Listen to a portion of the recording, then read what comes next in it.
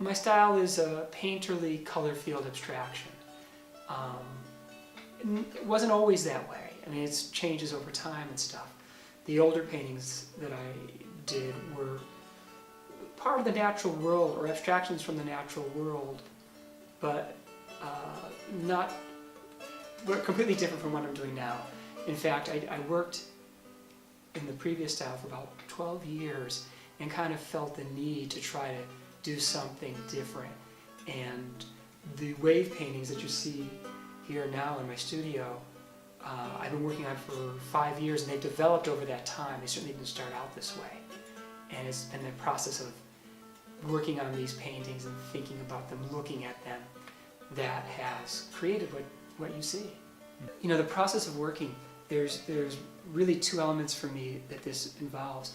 You know, you talk about a starting point, and I'm not focusing on any particular reference to nature. I think it just happens. The surfaces of water, a sky, moon, clouds. I think people make these associations in these wave paintings quite readily, quite easily. And I think that's a good thing. But I'm not having any one of these things as a reference to begin with. So, but the other part of that is, how do they end up being the wave paintings? Why is there continuity in the series? And I basically have this motif that I'm really focusing on now, of framing the paintings with forms above and below, a space in the center. But I am allowing for some play in how that space is developed. You know, maybe the tops are usually more dominant than the bottom frames. Sometimes there's no bottom frame at all. But, you know, so there's some variables. But there is the motif. So they'll end up being a wave painting. They'll end up being my work.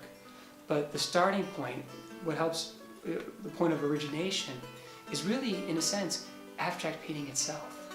By layering the paint up, what really attracted me to developing this technique and stuff, this glazing technique, is that it would allow the paintings, the brushstrokes themselves and the paintings to create a kind of space, which is really important to me as part of the kind of abstract painting that I'm interested in. So using the wax, developing the layers, glazing the colors on top of each other, really was a large part of developing these paintings to become what they've become now. I think sharing one's work with others is absolutely wonderful and engaging. You know, you're alone here in the studio painting. That's what you do. That's how your paintings get done. No one does them for you. But whether it's an open studio or a show in a gallery, it's great that people come and respond, and everybody, no matter what their background, usually within 3 to 5 seconds, can figure out their relationship to your painting. They like it, they like this, they like that. Or they don't like it, they know. And that's wonderful. That's what art connects people to do by doing. I love that. Developing a finished aesthetic, I think, is really critical for every painter.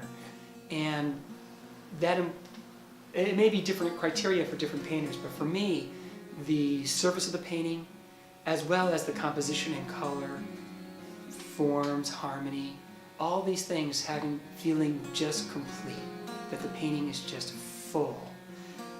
But it's funny to kind of talk about a full painting when you're talking about paintings that are very spacious and airy, but that's the kind of, paradox of painting. I think one's life does influence one's art, and it may not be so overt, it may not be so over the top in front of you, but I think with my paintings, what you're seeing is a kind of calm and steadiness that I think comes from how I live my life, in all honesty. Which, try not to say the word boring, but interesting in my own way. I think the older paintings, to a degree, do share some similarity. I mean, they were certainly painted the same way, very slowly, over a long period of time. But yeah, they are something different. They were definitely more gestural and trying to be a little bit more powerful in the gestures than these are. These are a little bit more calmer, more neutral.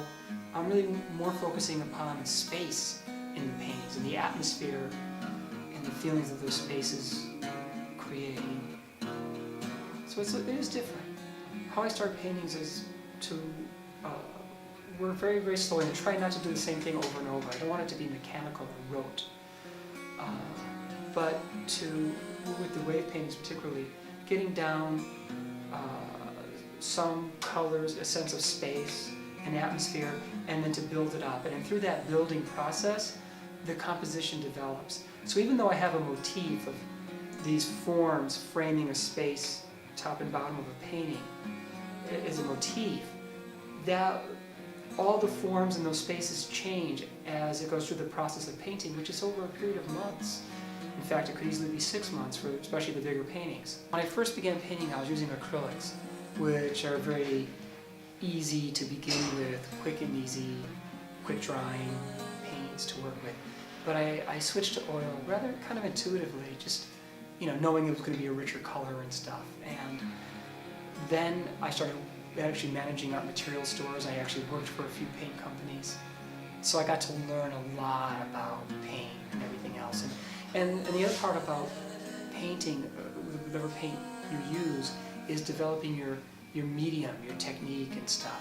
And so inevitably I tried wax, which is really an important part of my painting. I use wax in every brush stroke in the painting, as well as an alkyd medium. But for me, that just helped to create the kind of surface that promotes the layering of colors, which is really a great part of what I'm doing. There's two parts to talking about color. One is just the general, the palette of the paintings that I create. And that really has happened without trying to formulate it, force it in any way. I obviously love blues and violets, cool color, the cool palette, and earth colors to balance them with. But the other part of that is, when you're working each day, how do you work? Well, I begin by sitting for, half an hour or so, just looking at all the, 15, 16 paintings I'm going to work on that day, and thinking in terms of what color I'm going to use in that painting. Now, once I get started on that painting, it may change. I may add a second color or two, but generally, I kind of work that one color because I'm building up the layers and glazing, and then letting that paint dry for a day before coming back to put another layer next to or on top of that layer.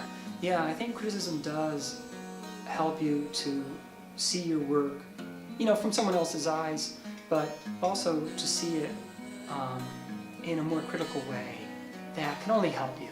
If you're truly honest, you're going to take in what people are saying and consider it. And you may reject it, or you may go in a third direction. It's okay. That's up to you.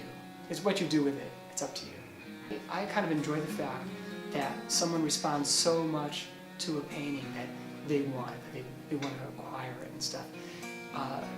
For me, it's not just enough to make the paintings. I think it's actually important to share them, that the paintings themselves, you might say, have their own life, that they go out into the world.